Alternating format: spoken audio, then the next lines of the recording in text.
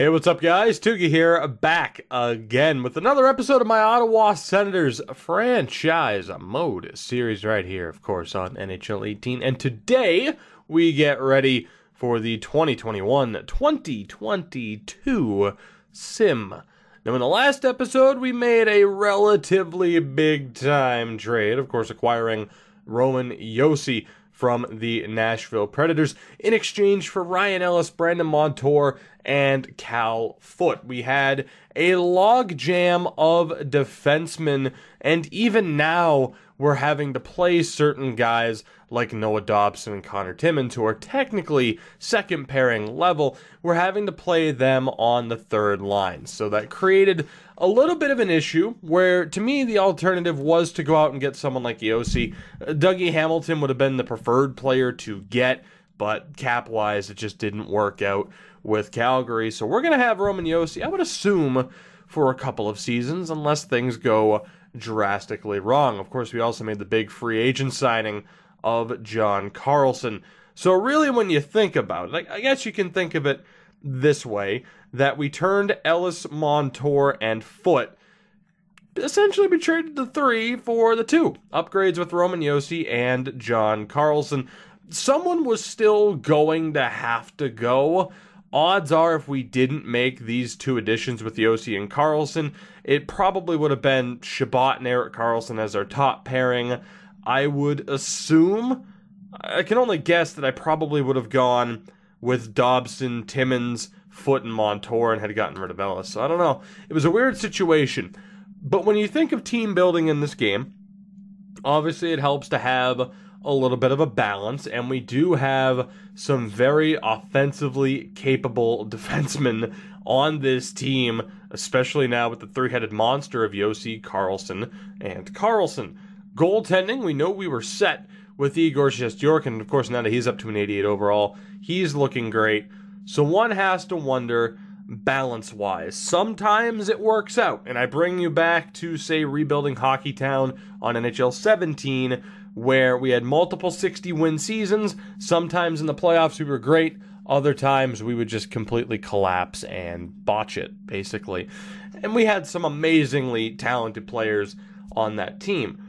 And that brings me to the forward core that you see here. Now, I can admit, I sat here for much longer than I thought I would. I contemplated this for well over an hour. Really, I contemplated this after I recorded the most recent Nations United episode. I'm like, all right, I'm going to record a Sens episode, and I couldn't. I just couldn't decide on what I wanted this team to be. So I slept on it, woke up, and then still put another half an hour plus of thought into what I wanted this team to be. And go figure that I came to the conclusion that I wanted to keep things the same for the most part, and that is what we're going to do. I'm a little bit worried about how well balanced this team is.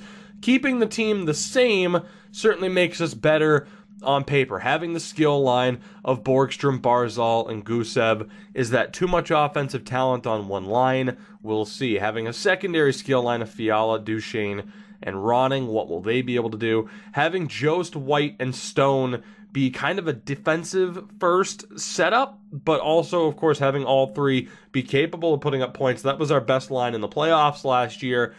Having them be the shutdown line as opposed to the alternative, which right now Zach Smith is our healthy scratch offensively, while Lannon is the defensive healthy scratch. The alternative lines to this that I thought of would more than likely see us be getting rid of Fiala, Duchesne, Ronning, and Logan Brown. Jost, White, and Stone would be the second line. Smith would be in on the 4th line for Logan Brown. And the third line, actually, in fairness, we could keep Logan Brown for the third line. I would end up calling up more than likely Peyton Krebs, who's a little bit better defensively than you would expect with him being a playmaker, and our recent 5th round addition in Pascal Carl. So I'm thinking that's what it would have been. It would have been Brown, Krebs, and Carl on, as the third line, Paul, Smith, and Gagne as the 4th line, with us essentially trading our current second line and freeing up $12 million in cap space. You can see why I didn't go with that, though. I mean, you can see why I didn't go with that alternative option. I've kept the team the same. Let's see how they do. It really is that straightforward. I am intrigued to see how we do, the balance of this team, and whether or not we perform to a certain skill level that we probably should be able to play to. Now, I am handling the scouting manually, and we'll see how that goes. You never quite know, but as of late, the AI hasn't really done me much in terms of favors, in terms of scouting, so we'll hope that solves our issues just a little bit. The Nations United series, using, of course, Team USA, that's brought about a lot of talk, in the comment section as far as team balance, what is proper team balance, what is too much of a good thing, how the game tries to balance it out with the way goaltending works, how many points your main forwards get if you have very good defensemen in terms of point production.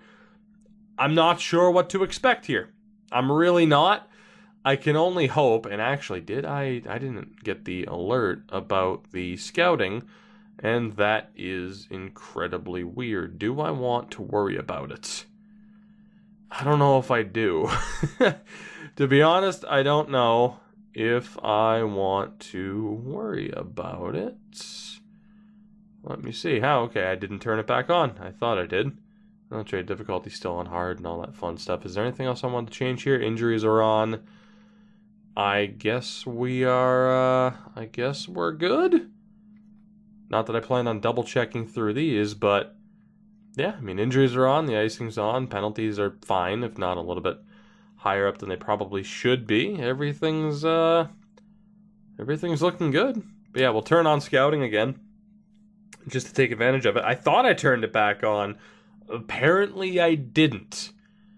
You know what, maybe, no. Yeah, I think I just forgot to. I was going to say, because it would already be on for the Seattle series and for the USA series, considering we're so limited. So I guess I just forgot to turn it on. So there you go. Case in point of being distracted, meaning to do something, and just forgetting to, or not being able to decide on what to do in the case of the team building. Barzal killed it in the preseason. Of course, we didn't have him for the full season last year, so I'm intrigued to see how he can do to start the year. Let's go ahead and set our sights on November 1st, our last game of the preseason. We were 7-0, an undefeated preseason run, which means absolutely nothing. Look back to the Colorado Avalanche of a few years ago, where they were great in the preseason and then were just the worst in the regular season. So it doesn't mean much, but maybe we'll be able to find success. I am definitely going to have to scout defense again in the WHL. We are going to prioritize the CHL, but I think I'm going to go 2 weeks in each region, so we lose our first game of the year to the Pittsburgh Penguins. So we'll see what happens as we continue along, as we already lose our starting goaltender. That is pretty much what I was going to say. We'll see what happens, because you never know what kind of curveball the game's going to throw your way. And there is curveball number 1. Igor Shesterkin is out for a month with a pulled groin. Not exactly ideal, as we are now going to have to rely on Stuart Skinner to be the man here. And I'm just going to call up Wolf as the backup so I don't have to edit the AHL lines as well. Stuart Skinner did well for us last season, but is he going to be good enough as a starter moving forward? And then not to mention having to rely on Wolf as the backup. Dustin Wolf, 20 years old, the former second-round pick of the Vegas Golden Knights. That is exactly why I refuse to kind of commit to maybe trading the likes of Fiala, Duchesne, and Ronning. A curveball like that, you can imagine, with now our weaker goaltending, what would have happened if we had the likes of Peyton Krebs in this lineup at this point in time. It's tough to say, and you never know, especially with injuries on. This game does its own thing, sim engine-wise, with every series on a season-by-season basis, as Mark Stone is hurt and is out for a month. Holy hell. This is not ideal. We have been fairly lucky when it has come to injuries in this run. Not so much now. That will get Smith into the lineup. I'm going to have Logan Brown on the third line here moving forward. I'm going to move Colin White over to the right. And we'll have Logan Brown at center between Jost and White. Everything else is good to go. The power play, I'm cool with leaving it as is. It's pretty much good enough on its own to begin with. So far, so good from the top line. That second line, though, that was supposed to be better, at least a little bit better offensively. Not so much, and go figure, Colin White's on 10 points. So Jost, White, and Stone continue to deliver. Like I said, there is $12 million, I added it up, there's $12 million on the dot between Fiala, Duchesne, and Ronning. We might be getting close to the time to get rid of them, as come November 1st, we have a 7-5 record. Belleville at 2-7. Also not ideal. I did kind of prioritize certain prospects over having a better lineup, particularly on defense, where the likes of Lajoie and Stillman are currently scratches, as is Shea. But I was expecting them to be a little bit better, which might just be the theme of this season. I don't know. We're going to have to wait to find out. We are, of course, very early on, but dealing with the injuries to Shesterkin and Stone. Shesterkin is back, thankfully. I don't even have to send down Wolf at the moment. We can just leave him on the main roster. Let's bring in Shesterkin. How did Skinner do? 6 wins and 11 appearances, but that .907 save percentage obviously leaves a lot to be desired. So I am happy to see Shesterkin back, and Belleville's gone on a little bit of a run. That's also nice to see, as we do lose 5-1 to the Bruins. So we'll continue to keep an eye on everything here. If we are, oh my God, Ty Ronning fractures his jaw and is out for about a month. Right, I was going to say, if we are going to view Fiala, Duchesne, and Ronning as an offensive skill line, the thing about Kevin Fiala is he's solid defensively. He might be worth running as a third-line guy. So, say, for example, we wanted to drop him down. Here's the problem with a lot of members of this team. I don't want to get rid of Logan Brown, but I don't know what the hell he is. I don't know what the hell he is. He's not physical enough to be a fourth-line grinder. He's not good enough defensively to be your ideal third-line shutdown guy, and he's not good enough offensively to be a top-6 playmaker.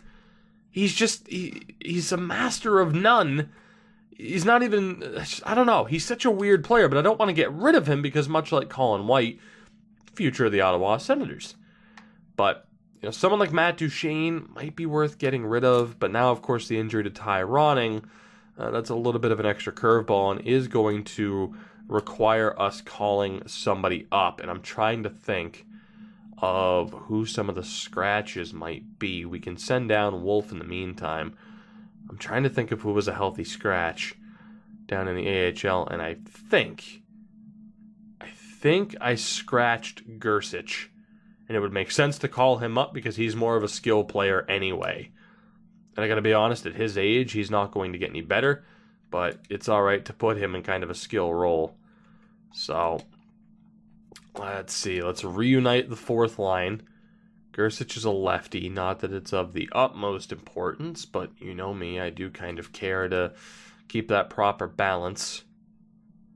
Could put Gersich there, could put Logan Brown. How's Logan Brown doing point-wise? Good lord. Ugh. And of course he had, 18 points last year? 18 points on the dot. There you go. Right. Do I want to play Gersich in that role? I kind of do. I'm going to drop Gusev, put Barzal on the right, Duchesne at center. I'm going to play Gersich between Fiala and Gusev, potentially. Jost can play center. Let's play Jost there. Who's a better center? We'll go Brown, Gersich, and White. It's a decent enough balance. Obviously, the Lions are a little bit of a mess right now, and indeed, Gersich was a healthy scratch. Obviously, the Lions are a little bit of a mess right now due to the injuries to Stone and Ronning. We're doing the best with what we can. I had a feeling that we might be throwing a couple of curveballs. I've been kind of waiting for it now for a bit in terms of the injury bug. We've been very lucky over the past few seasons. I mean, we've had injuries on for this entire run, and I really don't recall us ever being in that major of trouble. As we'll go best lines again here. Gersic is the healthy scratch by default, so that's perfect. And we are pretty much good to go, although I do want to reunite Stone, White, and Jost. And for that, I don't know what it is. Again, I don't believe there's a chemistry system in that player types matter to an extreme level. You know, like in the old NHL games, it used to be like a playmaker, a sniper, and a power forward. You'd get the extra chemistry boost, and I think that screws with some people's interpretation. As far as I understand, that is not a thing in this game. Nor do I feel like... I'm trying to think of how to explain this on the fly here. Jost, White, and Stone, for whatever reason, simply click. I don't know why. I don't believe there's a system behind it. But for whatever reason, those three players gel together extremely well. I don't think there's anything behind it, the player types, the attributes, whatever, but they do work incredibly well together. Is there a defined system behind it? I don't believe so, but we have struck gold with that line, and for that reason, they are being bumped up. And I'm just not entirely sure what we're going to do with the likes of Fiala and Duchesne moving forward. I mean, Duchesne has 12 points in 22 games. That's not terrible, I suppose. But you can't tell me it wouldn't just make more sense to play these three as the second line and then to give younger guys like Krebs and Carl the opportunity. Save some money in the long run as well. But regardless, like I said, I don't know what it is with that now second line and why they play so well together. Like I said, I don't think it comes down to the player types. And for the most part, with player types, what I'll do is I'll look at the attributes and I'll say, okay, with those attributes, how does that define the player? For example, if someone has 4-star defense but 2-star puck skills, I mean, I'm not going to play them as a playmaker. You're going to make them a two-way. And if the physical category is up, you'll make them a grinder. Stuff like that. So typically that's what I've done. And that's what I've done with that line currently. That's why, Jost, White, and Stone are all two-ways, because they're all very well-rounded players. And I don't know, some people believe having 3 two-ways on the line doesn't mean much, but they're proving that to be wrong. I don't know what it is. And again, I don't think it comes down to individual player chemistry, like the three of them have good chemistry together. It really just seems to be random. Thankfully, it's worked out. We're on December 2nd, 2021, and as it stands, we are in second place in the division. A game at hand on the Bruins, despite being tied in points. We're 3 points back of Tampa. So far, so good, despite some major injuries. Nikita Gusev right where we want him at a point-a-game pace. That is tremendous. We will continue on towards January here. At the very least in this episode, we're getting closer to the deadline. If there are major moves to be made, as we just lost John Carlson for a little bit, if there are major moves to be made, we'll take our time if necessary. For the moment, let's bump that back up. Ty Ronning is back. He's not at 100%, but that's all right. We'll have, actually, that's all good to go. And Molanin is in the lineup. He'll play with Timmins. We'll have Dobson and Shabbat. That works for me. Erik Karlsson's doing well. Roman Josi's doing well.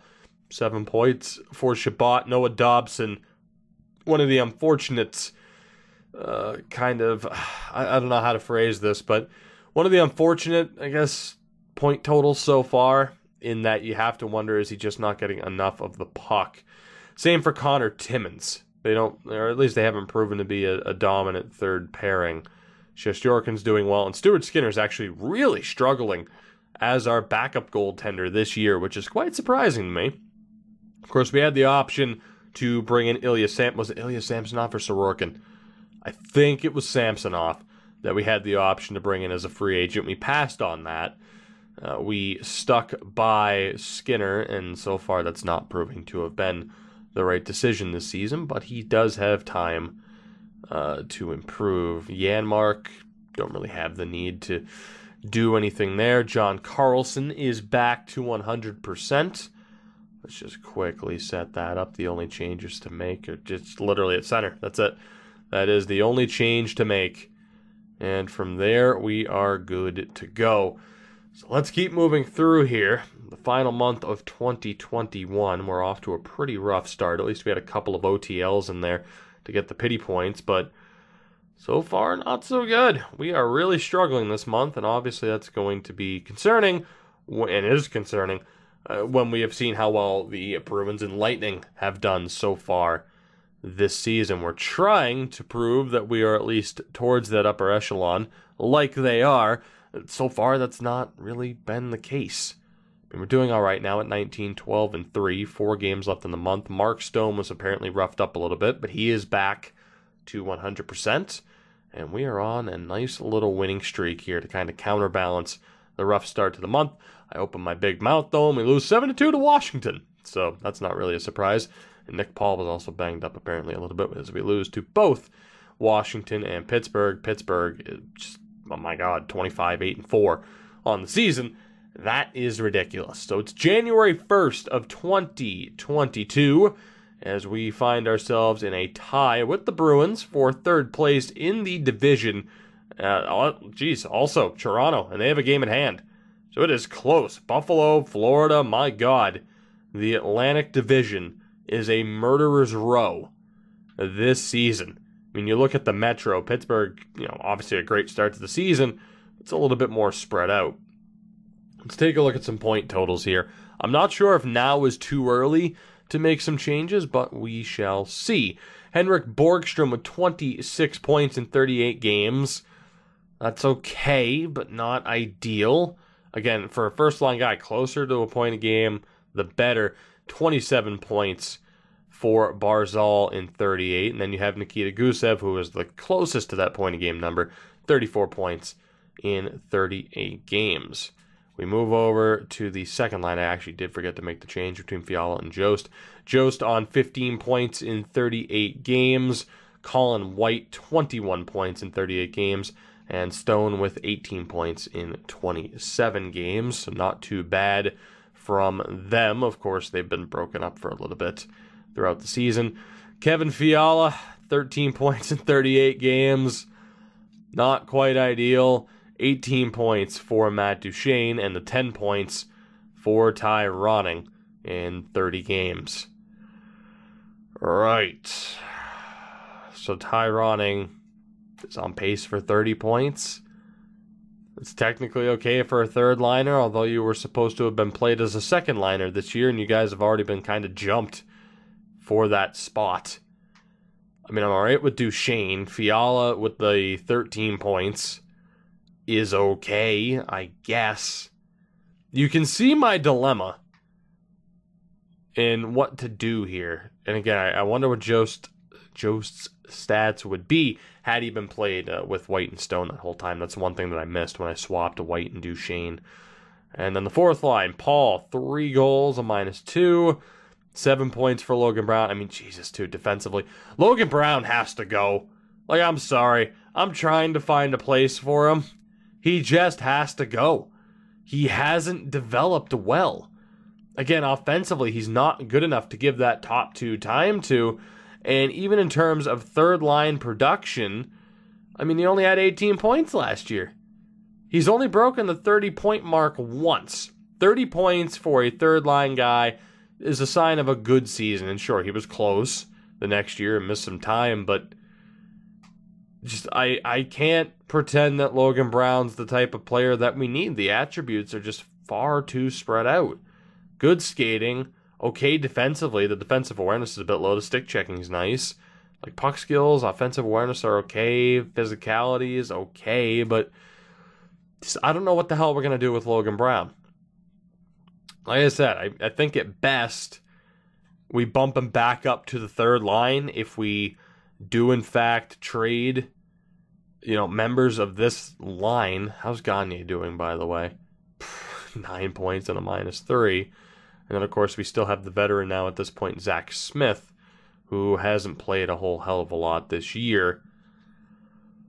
I still can't help but think one of the better ways to go would just be Paul Smith and Gagne, a third line, maybe keep Kevin Fiala? I don't know. Like, do we try Logan Brown? I mean, Brown played with Duchesne and Fiala at certain points when Ty Ronning was out. Like, Brown has played off of the fourth line quite a bit this season, and he still only has 7 points. So you could kind of argue, like, is a Duchesne, like, Fiala, Brown setup worth it? Like, just not really. And I still can't help but think, like I said, if we look at Krebs and Carl as potential call-up options, that might help balance the team out a little bit more. It might help guys like Borgstrom and Barzal up those point totals, at least by a little bit. Defensively, Josi's putting up points, so that's obviously a factor. Carlson's still putting up points. Shabbat, not so much. A -3 as well. John Carlson's putting up points. Dobson and Timmins, not so much, and they are really not working out as a pairing, which is unfortunate. Might be for the best to spread the wealth there between Carlson, and Josi, just to give each of them like their own line and have the supporting cast. That might not be the worst idea. Especially with people putting up points. So it'd be like Shabbat and Carlson again. Josi, Timmins, Dobson, Carlson. Might not be the worst way to go, just to try and spread the wealth a little bit. And then goaltending-wise, Shesterkin with a .924 save percentage, that's not bad. We may need to look at a different backup here. I mean, Skinner has 7 wins and 18 appearances, but that save percentage is brutal. He has the Stone Cold approved goals against average, but I think we may need to look elsewhere. So right now, the biggest thing to address, backup goaltending. Defensively, we're still fine on paper. It's just, what the hell do we want to do offensively? You know, Borgstrom and Barzal, I'd like them to be a little bit better. I'm still happy with Jost, White, and Stone. Of course, they've been dealing with injuries. Fiala is not bad. I mean, Duchesne, 18 points. That's pretty solid. How many of those points have come on the power play? 6 of those points have come on the power play. 33% of his points are on the power play. Right. I mean, it's a good sign, but it's not a good sign, you know? I don't know. I don't know what to do with this team moving forward. Backup goaltending, easy enough. But I still can't help but think Zach Smith is our fourth line center. And then we can keep one of the 3. Fiala, Duchesne, Ronning, or Brown. It would make sense that Ty Ronning goes. Duchesne, just because he's having a strong season, could stay. Kevin Fiala kind of fits the bill for someone who would be more of a third-line shutdown role. But having Duchesne with Krebs and Carl might not be the worst way to go. Like I said, originally the idea was to keep Logan Brown there, but I'm not happy with him. I'm not. I want to keep him because he is, you know, or at least should be in real life, a part of the Sens' future, but it's just not looking like it's going to work out. And that is one of the things that set us back in the Montreal series, is we stuck with players like this and tried like hell to get them to work. Sherback and Charlie Hudon and Lehkonen, and it just wasn't working. And we may have waited too long to pull the trigger to, you know, like we spent way too long trying to, you know, fit a square piece into a round hole. So I think something has to be done. Like I said, the balancing act of calling up someone like Krebs and Carl, it's just to see if I can kind of get the game on our side a little bit and help, you know, bolster the points of the top line guys, and hopefully they can at least do a job defensively. On paper, it makes us that much weaker, but it might work out for us. And like I said, it might allow those top line guys to do a little bit better. How many times have we seen teams that we are clearly better than, but they have a great goaltender, and they stomp us in the playoffs? It's the same kind of thought. Although I can't help but wonder, trade block-wise, Cam Fowler's there, but I mean, you know, like Cam Fowler could have worked. It was down to Dougie, Fowler, and Josi. We went with Josi over Cam Fowler, which Still might have been the better move. He has 14 points this year. He's not doing too badly, really. You have someone like Cousins, Sasha Mutala in Boston. Hello, Mutala. I mean, good skating and good defensively. He's 20 years old, though. Like, hell, I could trade for Mutala on Boston. We could just go with Krebs, Mutala, and Carl and go with the youth line at this point. It's something I'm not totally against. But if we were to make a deal, maybe going after Sasha Mutala there of Boston might not be the worst idea. I'm just trying to get a look. And again, I do prefer to trade for prospects and players that are a part of the trade block. It's just easier, as opposed to the AI, essentially ransoming you for players that they don't want to get rid of, which, hey, makes sense, but sometimes they're just a little bit too ridiculous about it. This makes it a little bit easier. However, I'm not really seeing anybody that's kind of a guarantee. Oh, funny enough, Ryan Ellis is back on the block. Someone like JT Miller making that much money. Even then defensively, he's not what we're looking for. I think the best move to make is the one that I've been discussing for the majority of this episode. And just seeing how well he's done this year, it might be worth keeping Duchesne. I think despite him looking a little bit better defensively, I think Kevin Fiala can go, Ty Ronning can go, and then it's just a matter of whether or not we keep Duchesne or Logan Brown, and the obvious answer would be to keep Matt Duchesne, even though, of course, he has the longer contract, but I think that would be the best way to go. There's really no one to trade for aside from Sasha Mutala, who caught my eye. So if we wanted to get rid of both Duchesne and Brown alongside Fiala and Ronning, Sasha Mutala might not be the worst guy to look at. For now, though, I think... I don't know. I think I'm going to call this one here because I do want your input. We're not a terrible team. Didn't mean to go to trade players again. Meant to go to edit. We're not a bad team, obviously. We have some underperforming players. Jesus, the menu lag is ridiculous sometimes. We obviously have some underperforming players. So, you could argue a big move might not be necessary. But I can't help but think that it could have a positive effect on this team. It is up to me ultimately. My suggestion, Krebs, Duchesne, and Carl. We have Smith on the fourth line, and we trade Fiala, Brown, and Ronning. We get back whatever we can, as much as I'd love a Sasha Mutala. I don't see that happening just because he's on Boston. So we'd probably look for a Western Conference team that's looking to move draft picks, and we could take it from there.